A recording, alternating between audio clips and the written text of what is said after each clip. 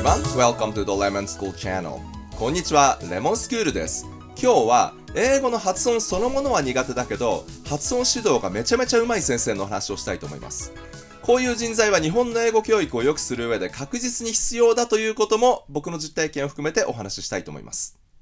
まず発音そのものは苦手だけど、発音指導が超上手い先生ってどういう人かっていうと、実技はあまりできないけど理論をよく理解している先生です。で、大体先生をやってる方はどの分野でも、例えばテニスのコーチにしても、ヨガの先生にしても、ピアノの先生にしても、理論がすごく得意な方が多いですよね。それでその理論を言語化するのが得意なんですよ。説明しないといけないわけですから。だから先生系の仕事をしている方にとって、または先生系の仕事を目指している方にとって、英語の発音の理屈を理解するっていうのは比較的簡単だと思うんですよ。比較的ハードルが低いと思います。極端な話、授業の前の日に一夜漬けで発音の理論を覚えてもいいわけですからね。一夜漬けで覚えたことでも次の日に説明することはできますからね。一方で発音の実技はやっぱりスポーツとか楽器とかと一緒で、それなりに練習しないといけないので、すぐにはできるようにならないんですよ。だから実技は一夜漬けっていうわけにはいきません。でも理論の指導は割とすぐできるようになると思うんですよね。まあ理論って言っても机上の空論になっちゃったりとか、あと方向性がちょっと違っちゃってファンタジーみたいになっちゃったらちょっとまずいですけどね。それは気をつけないといけませんけどね。実は僕の恩師の一人に発音は苦手だけど発音指導がめちゃめちゃ上手かった先生がいたんですよ。もう僕が高校3年生の時なので30年以上前なんですけど、今のエナっていう学習塾の前身で国立学院予備校の鈴木先生っていう英語の先生がいたんですよね。でちょっと厳しい先生で口癖が論外ですだったので、友達とはその先生のことを論外先生って呼んでました。で、ある時、この論外先生の授業で、2日くらい連続で発音アクセント問題特集をやってくれたんですよね。それでちょうど僕もこの頃から英語の発音に目覚めて、僕の高校にいたアメリカ人の先生からフォニックスを徹底的に教えてもらってた時期だったので、タイミング的にはすごく良かったんですよ。で、この論外先生はもちろん日本人なんですけど、授業の時に、俺も発音は怪しいんだよなとかって生徒の前で認めてらっしゃったんですよ。自分が発音が悪いのは聞いててわかると思うけど、みたいに、見栄を張らないんですよ。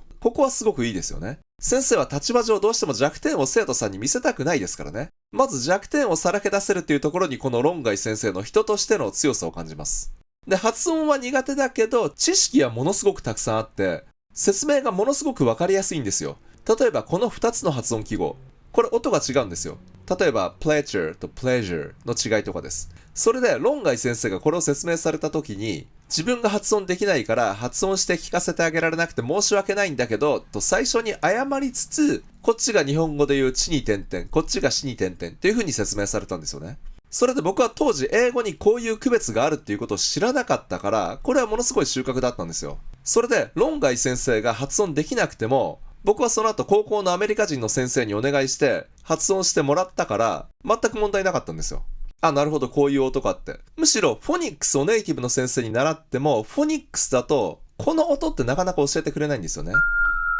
僕もそのアメリカ人の先生からフォニックスを習った時はもう革命的な出来事でものすごく感動したんですよ。そのアメリカ人の先生もフォニックスの教え方がものすごい上手かったので。でもフォニックスっていうのはもともと発音がすでにできる人が英語の綴りを習うためのものだから、英語の音の一覧表とかは習わないんですよね。すべての英語の音が出てくるっていうわけでは必ずしもないんですよ。特にこの音はあんまりこれだっていう綴りがないので、これだっていう対応する綴りがないので、フォニックスのレッスンではやりにくい音なんですよね。だからこういう論外先生の授業みたいに発音問題に特化した授業が必要だったんですよ。もう一つ例を挙げると、singer, younger の NG。綴りは同じ NG だけど発音が違うんですよ。これもフォニックスのレッスンだとまず習わないですよね。これもね、やっぱり綴りが同じだからフォニックスではやりにくいのかなと思います。この区別があることも僕は論外先生の授業で初めて知ったんです。しかも論外先生はこの2つはちゃんと発音の区別をしてくれたんですよ。だから発音が苦手だと謙遜しながらも抑える部分はちゃんと抑えてらっしゃったんです。あとは cards